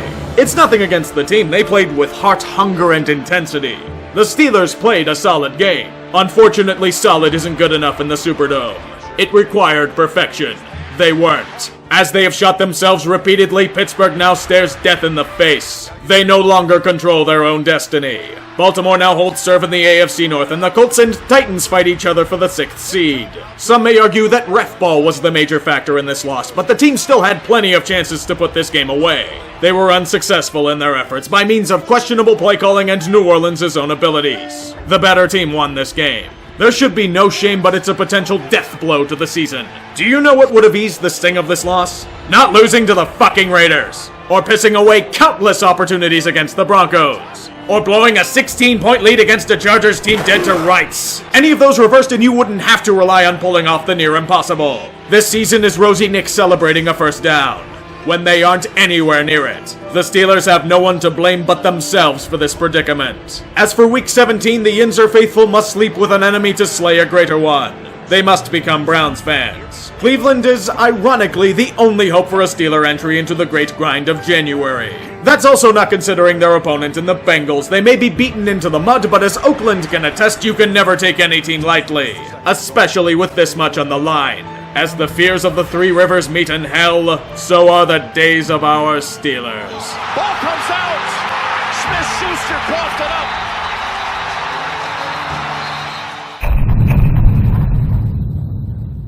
This week, on Days of Our Steelers, a devastating loss leaves the team on the outside looking in for the first time this season. After his fumble against the Saints, Juju Smith-Schuster did something many Steelers haven't done this year. Took responsibility for his actions. He personally apologized for the fumble, even if it wasn't the main reason they lost, and vowed for it to never happen again. It's honestly a breath of fresh air. Somebody should quash it as it doesn't involve drama. The same can't be said for defensive coordinator Keith Butler, whose performance has been highly suspect. He stated that he's worried about a certain target who will garner a lot of attention in the next game, Tyler Eifert.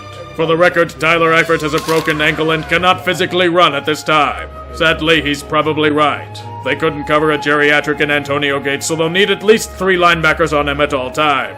This next game is against a Bungles team injured to hell and back, but the Black and Gold Brigade are suffering some as well. First, the much-maligned kicker Chris Boswell banished to IR for reasons of discomfort. They must now rely on a kicker that hasn't kicked a field goal longer than 45 yards at the NFL level. Including injuries to Vince Williams and Sean Davis, the next one is a big blow to their ambitions. The Diva. He hadn't practiced all week due to knee issues and will be unable to play in this crucial game. Wait, AB had a knee injury?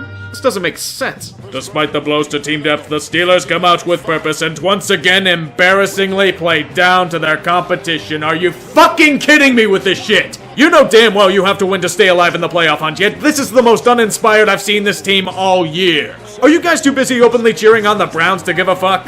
Apparently you are, as Captain Fatfuck threw another pick and gave the Bungles the lead on a pick 6. How wonderful, you're losing to a team you were favored by 15 to beat. It's quite obvious these guys have checked out. They had to be deflated after the loss to New Orleans. It's the only explanation I've got. But everything's okay. They kicked a fucking field goal before halftime. What great progress against a team that's fucking dead. At this rate, it doesn't matter if they win. They don't deserve the postseason with such an uninspired performance. This was their chance to prove something to me, and they sure as hell didn't. This can't be all related to the Diva, and no way does the offense look this damn flat against a team with a defense close to an SEC outfit.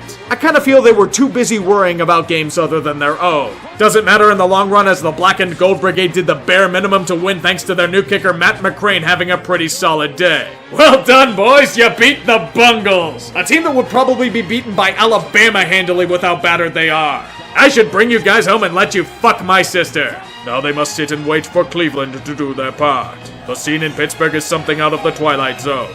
Nobody's left the stadium. Steelers fans cheering for the Browns. The team readying AFC North shirts for their triumphant victory. Cleveland is marching down the field. By God, it's destiny. A 4th and 10. And here they come. Mayfield's pass.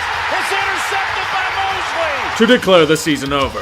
Do you hear that? That's the sound of a collapse in slow motion. I knew this team had severe flaws, but never in my wildest dreams did I think they would miss the playoffs. Honestly, it's completely fucking deserved. The way the Steelers went about this season was nauseating at best and malignant at its worst. Days of our Steelers? Does that sound like a healthy organization to you? The fact that I got fresh material every fucking week for this goddamn show is a testament to the year. Self-inflicted ineptitude. That knee injury AB had? Turns out he was bitching up a storm and getting into arguments with Ben. Once again skipping practices and being such a cancer that he was benched from the game. Yep, that's it. It's quite obvious that they didn't learn from last year's embarrassing loss in the playoffs, so it's time for me to go harder. If you'll excuse me, I need to grind my axe. Captain Fatfuck, the glorious leader of men. If you couldn't tell, I despise this man. It's a shame that a quarterback of that ability is such an unlikable piece of shit that the world wants nothing more than to see him fail. This is far from an old grudge or vendetta about his past for one simple reason. He hasn't changed one fucking bit. He's still the petty, self-serving asswipe that he was when he was one of the more infamous people in the North Hills bar scene. Look at the way he criticizes others publicly for shit that's partially his own goddamn fault, failing to take any sort of responsibility for his actions. It's the thing that I can't stand about him, the one thing that grinds me to my very core. It's always about you. It's the reason why the offensive coordinator got replaced with your puppet. It's why the Steelers do nothing but throw the goddamn ball. It's why nobody will admit the reality that Captain Fatfuck is becoming more of a liability to the team with his antics and boneheaded turnovers. You're not a goddamn leader. Get the fuck out of here with that bullshit. Now we get to deal with more limbo as you play Brett Favre and bitch about rookies they may draft. I'd wish something bad would happen, but I won't. The CTE will take you down by the time you're 60. Let me share with you a fun fact about Le'Veon Bell. When he was selected by the Steelers, Bell was considered to be a character pick. Somebody really fucked up with that assessment. In what way is Bell showing character? All of those cringe-inducing rap tracks? No showing practice before a playoff game? Liking Steelers losses on Instagram? Whining like a little bitch because he was going to make more than most of us will make in our entire lives? Way to piss away $14.5 million, Le'Veon. I sincerely, in my heart of hearts, hope this stunt you pulled blows up in your face spectacularly. Who's going to want a dispassionate fuck who cares more for jet skis in Miami and slapping asses at strip clubs than the team he plays for? You're a petulant fucking child. You're a goddamn headache that had the stats you had because you were behind one of the best O-lines in football. And then you got an insatiable ego and decided to bitch out because of a non-existent market for your services. Don't worry, Bell. Somebody's going to pay you for the brand. And they're going to immediately regret it. AB. The diva needs his feathers clipped and fast. The man may be an incredible talent, but the only thing growing besides his stat line are the malignant traits of his personality. We saw it in week 2 when you were flipping out on Ben's puppet for not getting you the ball enough. We saw it when you threatened to break a reporter's jaw for not sucking your dick in an article. We saw it when you no-showed practice and told someone sarcastically to trade you. I physically cannot cheer for this guy. I know the catches are amazing, but I keep thinking back to when he chucked furniture out of a 14th floor balcony and another bitch fit. Always pouting, always whining to get the ball. That shit you pulled this past weekend, that's just icing on the cake. This fucker is so egotistical that Narcissus is shaking his head in disgust. This man has become toxic and the Steelers have chosen to swim in it. You want a Madden curse? Here it is. Endless stats, but nothing that really matters. Whining can't get you rings. Divas rarely win them and AB is running straight towards it. Thanks for vindicating my claims. For a year and a half. I swear to the holiest of deities, if you fuckers corrupt Juju and turn him into an abominable monster, I will hunt every one of you down and kill you in your sleep. I'm tired of talking about Mike Tomlin. It's the same goddamn shit every fucking year with this guy. Horrible clock management, the painfully cliched press conferences, the lack of controlling the insatiable egos on the team, his pathetic play call challenges, the inability to hold people accountable for their actions, hideously playing down to vastly inferior competition on nearly every fucking occasion. Once again, when it happens repeatedly, it's not a fluke, that's what we call a trend. Players and coordinators keep changing.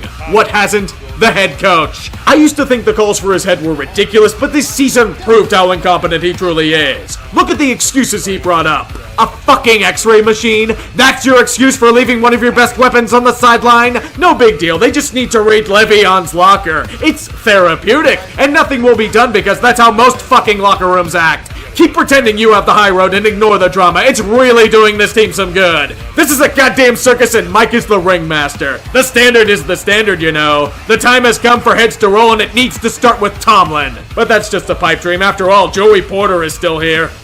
Fichtner, I'm not going to waste my time. That dude's a yes man for Big Ben. Keith Butler is the reason why I'm starting to believe loyalty is a terrible trait to have in an organization. So many goddamn years marinating, and all this guy knows are fucking linebackers. Hell, he has them covering the best wideouts on the other team. He can't design schemes. He can't fit to the D's strengths. He thinks players who can't physically run are a threat to the defense. This dude is taking the piss. He's way over his goddamn head. Makes sense how he was only a linebackers coach for every year except one before the Steelers. Wasn't he supposed to be different than LeBeau? All I'm seeing is a watered-down imitation of that defense. Just no. Danny Smith is fucking useless. How many times are the Steelers going to be penalized on opening kickoffs? Wait, hold on. The main strategy to block field goals is to keep going offsides on them. Whenever I look at the Steelers and everything leaking out of the locker room, what I see is an organization infested with cancer. And you know what you do when you find cancer.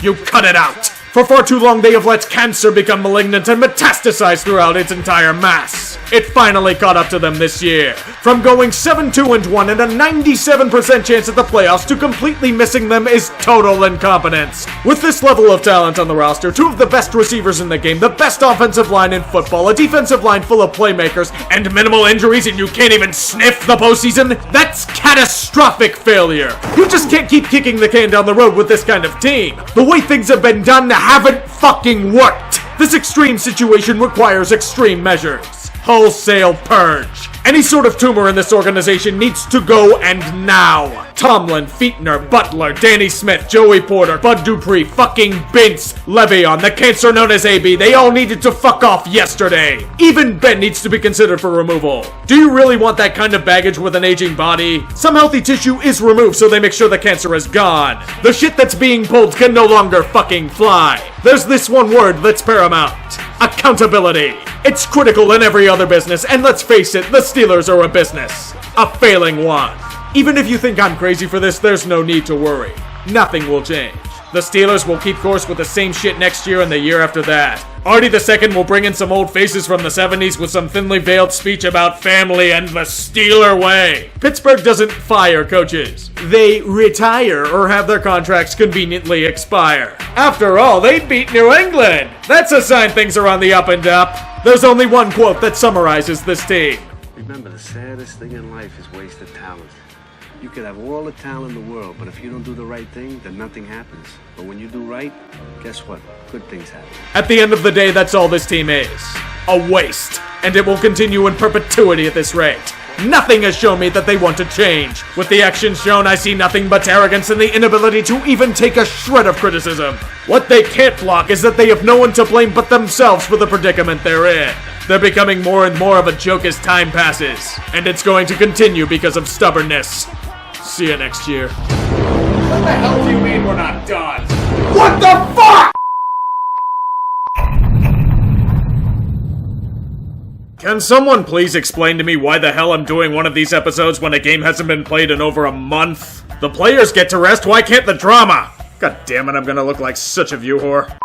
Tonight, on a very special episode of Days of Our Steelers, a silly season of antics and disappointments leads to a barrage of accusations and finger-pointing. When we previously left off, the diva was under an intense microscope as a supposed knee injury was revealed to be something far more sinister. AB walked out of practice after an apparent argument and didn't return until game day. He had abandoned the team.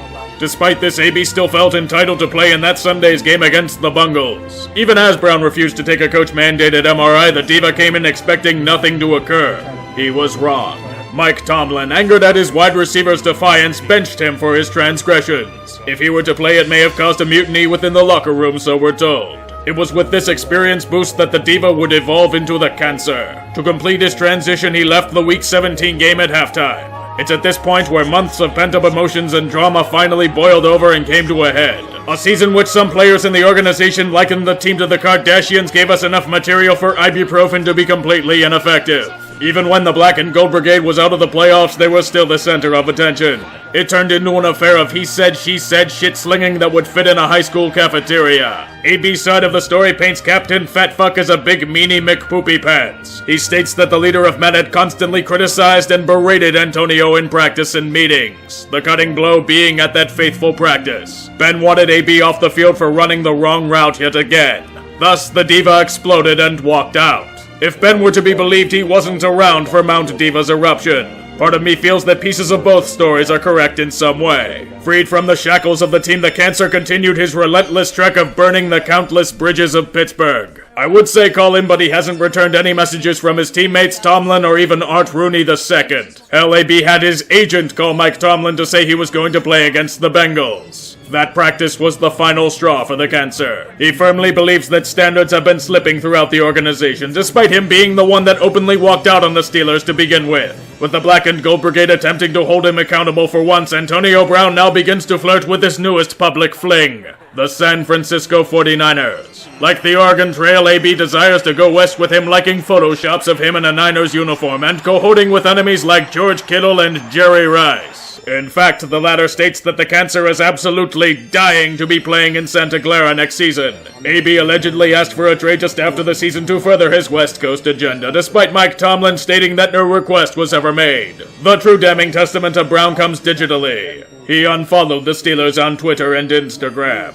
In millennial terms, these moves have massive implications. Even with his cryptic and rather hypocritical tweets as of late, this is important to note. His new advisors are the likes of Chad Johnson and James Harrison. Harrison, a known critic of Mike Tomlin's coaching, went back to the well to blame him for playing down to the locker room. We're still waiting on that epic interview with AB teased during Tomlin's press conference. Regardless, it's time for the cancer to go back on the attack. Like him burning defensive backs on deep routes, he burned his supposed critics for his recent behavior. Ryan Clark stated that he knew back when he was a young player that a monster would eventually be unleashed. AB lashes back and calls him an Uncle Tom, because criticizing his character makes you the equivalent of a race traitor. His former offensive coordinator Bruce Arians states more of the same. This wasn't the same AB he had coached. The man had changed.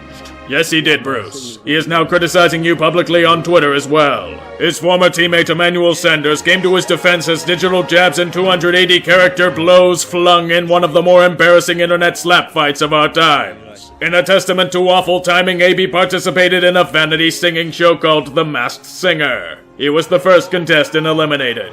This calls for a reward, purchasing a $2,000 goat ring. At this rate, it may be the only custom ring he will earn. It's with all of this that Art Rooney II made a rather damning statement. He will find it hard to envision AB returning to the team next season. Antonio Brown may have played his final snap with the Black and Gold Brigade. As much as it would suck to lose his talent, they have to do it. The man isn't going to change, and I fear it's only going to get worse as time passes and his skills fade. It will be hard to do since his contract situation is rather rough, but remember, the cancer has to be cleared. Even as you gave AB his final paycheck, they can't let this stand. It will be a pipe dream, though. The Steelers stuck to their traditions by doing next to nothing about the drama-laden mess of a season they had. There were inklings of warnings for next year, but only a few token sacrifices were made. The first being Joey Porter, whom should have been axed after his incident with a bouncer at a Southside bar a few years ago. Even then, he wasn't fired. His contract conveniently expired. Even as some linebackers defend him, I don't know why he was even brought in to begin with. The second casualty, running backs coach James Saxon? Why did they let go of him? Was it his fault that he lost his best weapon and they barely ran the ball? I thought he did an alright job, but I guess they wanted a different look as his contract also expired. The final loss being offensive line coach Mike Munchak. He leaves for a similar offensive line coach in Denver after his contract expired as well. This one isn't drama-related. His daughter and grandchild live in the region and he wanted to spend more time with them. It sucks, but I understand why he did it. Otherwise, no changes. Danny Smith and Keith Butler are still around because why not? Artie II states that it's nonsense to call the Steelers out of control, even though warning signs have been glaring for the past 3 or 4 seasons. The Black and Gold Brigade have reached a crossroads in their franchise. A major decision must be made involving the future of Antonio Brown. Do they trade him and salvage what they can, potentially draining performance on the field? Or do they keep him and risk creating a massive chasm in their locker room? Sure, there are some Steelers stating they want him back in the fold, but I fear there are many that don't. Especially with the stunts he's pulled over the year. Either way, it's a damned if you do, damned if you don't situation. The next few months will be critical to the future of the franchise. Like AB pining for the Golden Gate Bridge, so are the days of our Steelers. Now can you please stop with this shit?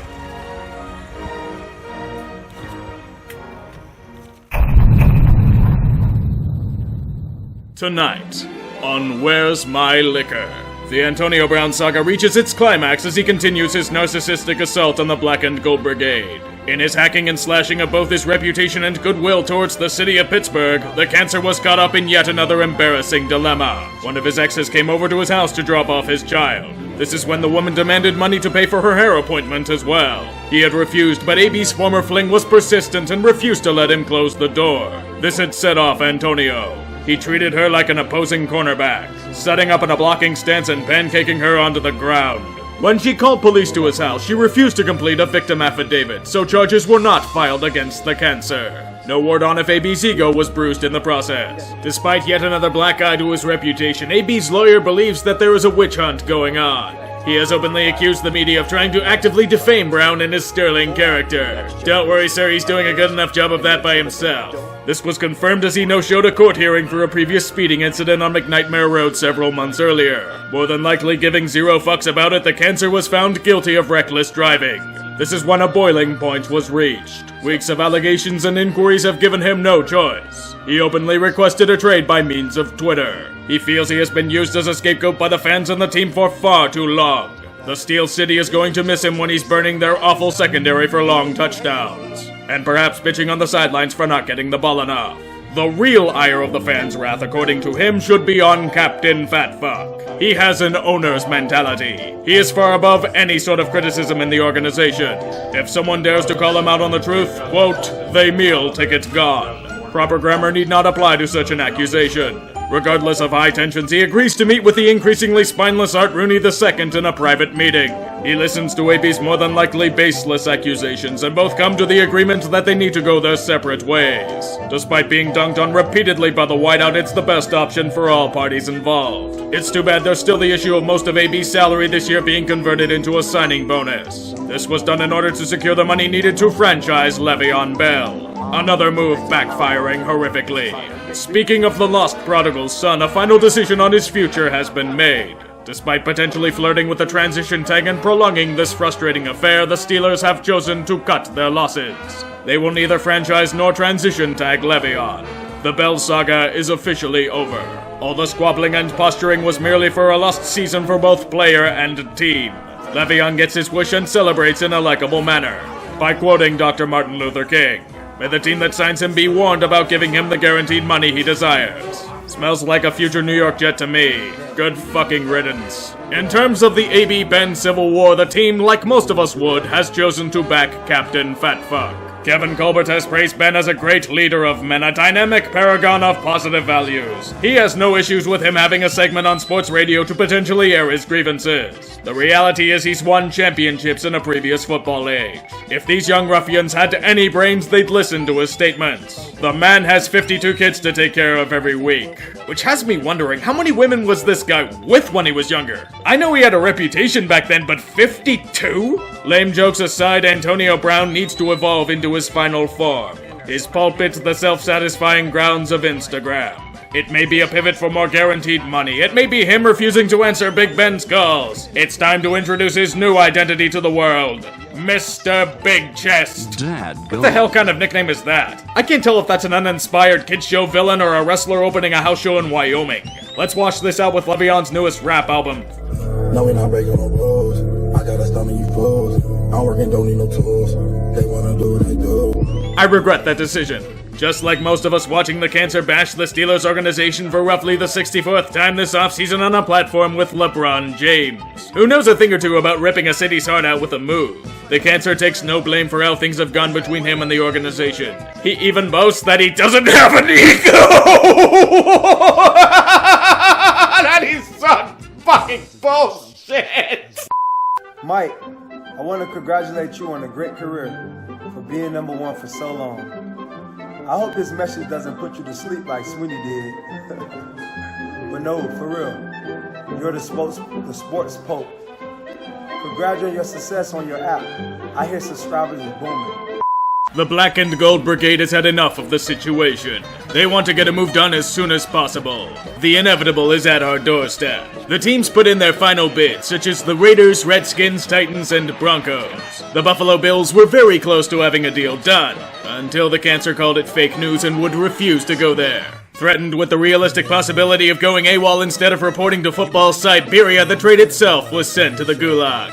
At the end of the day, the final team standing is the Oakland Raiders. Once again learning nothing from their previous exploits with high-profile acquisitions, they feel that Antonio is going to be a big piece to their move to Las Vegas next year. So they acquire him for a laughable sum, a 3rd and a 5th round pick.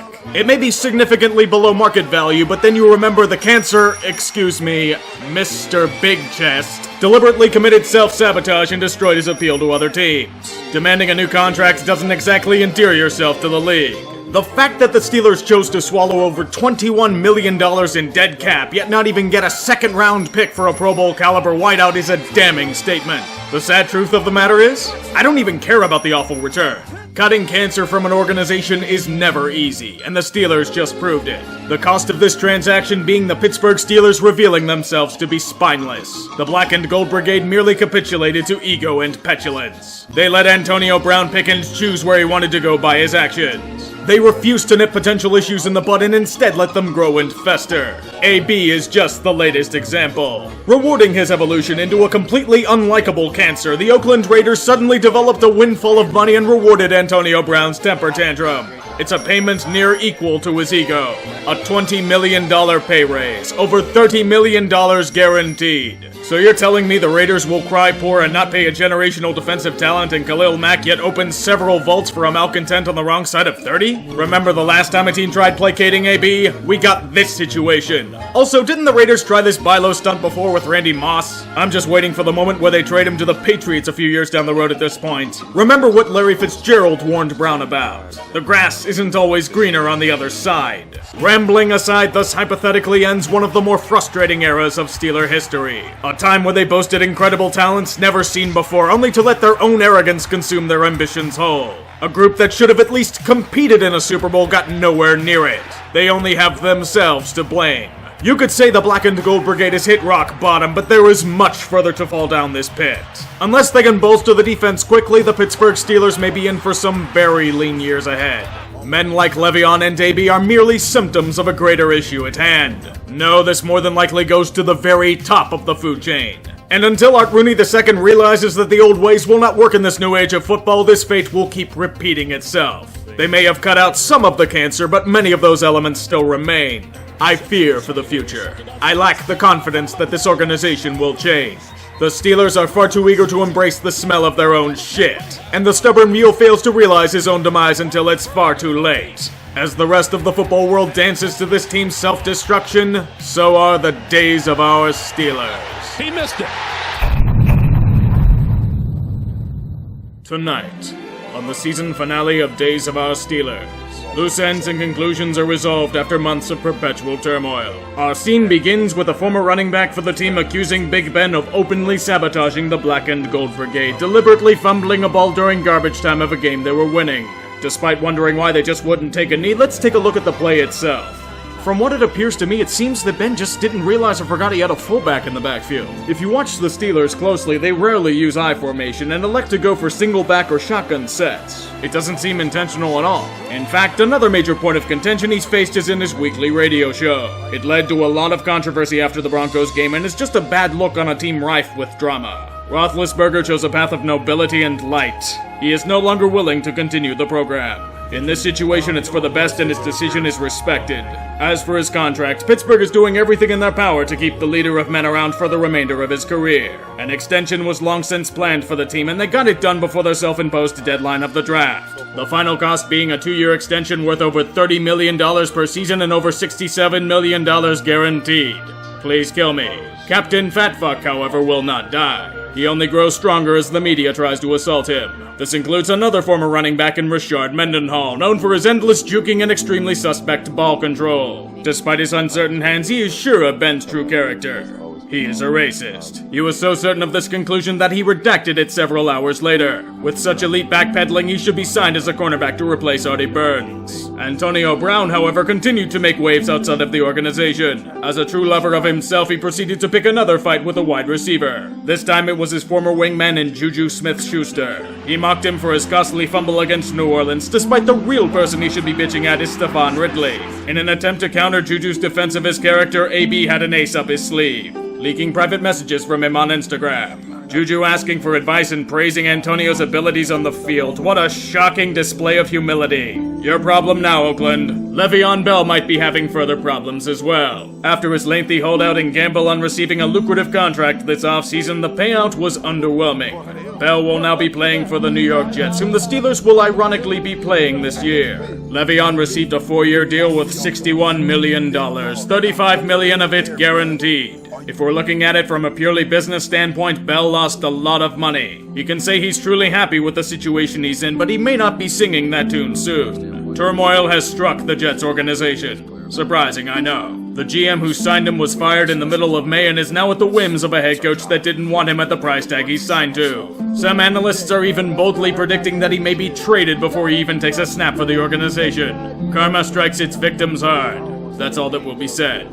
Mike Tomlin, now free of two of the biggest distractions on the team, can hopefully focus on not living in his fears and improving his success rates on coaches' challenges. This season will be a critical one for both his job security and reputation across the football landscape. Despite it being the final year of his contract, many outside of the organization believe that he will be extended before the season begins. He'll have a nice new toy to play with on defense as the Steelers uncharacteristically traded up to select an elite middle linebacker in Devin Bush.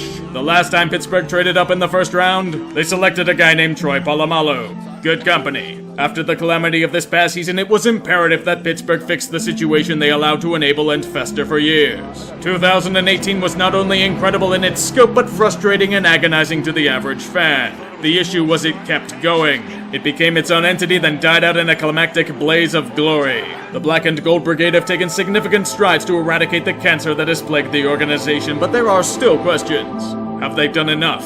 Did they merely take out the symptoms of a greater issue? Most importantly, is it too late? Ben is going to be 37 at the start of the year, and most high-end talents on the offense are gone. Juju will have to prove he can be the guy, same as James Conner. Plus, there will be many perils, including rivals and potential injuries. Who knows what the future may hold, but we can only hope that they don't become another season of Days of Our Steelers.